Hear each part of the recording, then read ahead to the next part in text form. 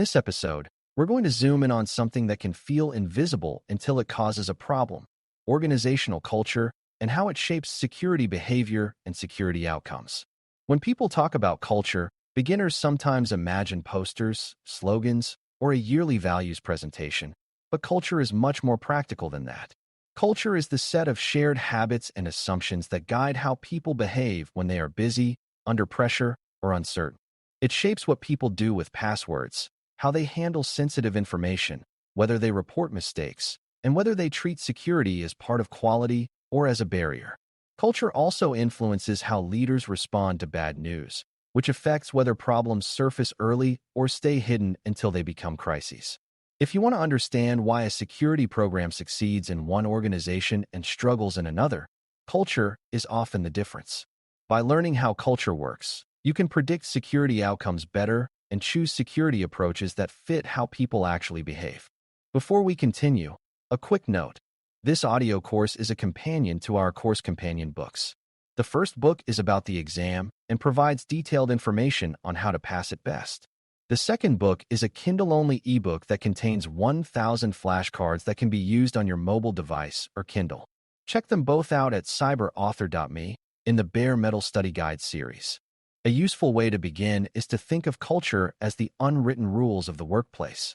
Written rules are policies and procedures, but unwritten rules are things like how quickly you are expected to respond, whether asking questions is seen as smart or annoying, and whether people are rewarded for speed or for careful work. These unwritten rules strongly influence security behavior because security often requires small pauses, like verifying a request, following a process, or reporting something suspicious. If the culture rewards speed above all else, people will learn that pausing is dangerous to their reputation, and they will rush through security steps or skip them. If the culture rewards careful work, people will feel safer taking the time to do things properly. Another cultural factor is how mistakes are treated. In a culture where mistakes lead to blame and embarrassment, people hide errors and incidents, which delays response and increases harm. In a culture where mistakes are treated as learning opportunities, people report issues earlier, which reduces damage and improves resilience. These differences are not about whether people know security. They are about what the organization teaches them to do through everyday consequences. Culture shapes security behavior partly through incentives, which are the rewards and penalties that guide choices. Incentives are not only money or promotions. They include praise, recognition, workload, and social approval. If someone gets praised for shipping a project quickly even when shortcuts were taken, others learn that shortcuts are acceptable. If someone gets praised for raising a risk early and helping the team address it, others learn that speaking up is valued. Incentives also show up in what leaders pay attention to. If leaders only ask about delivery dates and never ask about risk, people learn risk is not important. If leaders ask about readiness, safety, and customer impact, people learn those are part of success. Security outcomes depend on the patterns created by incentives. Over time, incentives create habits, and habits create predictability. In security, predictability can be positive, like consistent reporting and careful access control, or negative, like consistent workarounds and hidden problems. Another way culture shapes outcomes is through trust, because trust affects whether people cooperate with security or avoid it. In a high-trust culture, people feel safe asking for help, admitting confusion, and reporting suspicious activity. In a low-trust culture, people fear being judged or punished, so they stay quiet and try to solve problems alone, which can lead to mistakes. Trust also influences whether people believe security guidance is reasonable. If security is seen as fair and consistent, people are more likely to follow it. If security is seen as arbitrary or political, people will look for loopholes. Trust is built by everyday interactions, like whether security responds quickly and respectfully, whether exceptions are handled transparently, and whether security communicates in plain language. A security program can damage trust by being dismissive or by surprising teams with late-stage objections. A security program can build trust by engaging early, offering options, and helping teams succeed. Culture and security are therefore linked in both directions. Culture shapes security behavior, and security behavior can influence culture. Culture also affects how authority is viewed, which matters because security involves rules, decisions, and accountability. In some organizations, authority is centralized, and people wait for approvals before acting. In others, authority is decentralized, and people make decisions quickly within their teams. Both styles can create security strengths and weaknesses. Centralized authority can improve consistency, but it can also create bottlenecks that encourage workarounds. Decentralized authority can improve speed, but it can also create uneven security practices if standards are unclear. The key is that security processes must match the authority style. If approvals are always required in a decentralized culture, people will bypass the process. If too much freedom is given in a culture that expects strict guidance, people may feel uncertain and inconsistent. Understanding authority culture helps you design security governance that people will actually use. The best governance is not the strictest. It is the one that creates clear, workable decisions. A common cultural pattern that affects security is the hero culture, where people are rewarded for fixing emergencies rather than preventing them. In a hero culture, teams might ignore preventive work like patching, documentation, and planning because those efforts are quiet and not celebrated. Then when something breaks, people rush to fix it, and those dramatic fixes become the moments that earn praise. This pattern is dangerous for security because it discourages preventive controls and encourages risky shortcuts. Security incidents then become more likely, and response becomes chaotic. A healthier culture values prevention and resilience, meaning it celebrates steady work that reduces emergencies. That shift can be hard because prevention is less visible than crisis response. This is where security leadership can influence culture by choosing success measures that highlight preventive work, like reduced repeat incidents or improved readiness. When prevention is measured and celebrated, people feel permission to invest in it.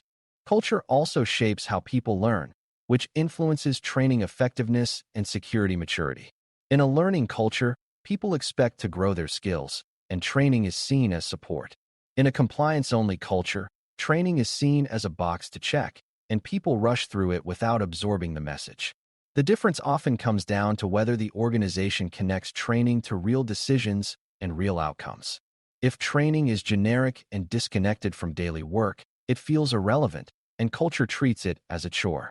If training is tailored to roles and shows how to avoid common mistakes, it feels useful, and culture treats it as part of being competent. Another factor is whether people can ask questions without embarrassment.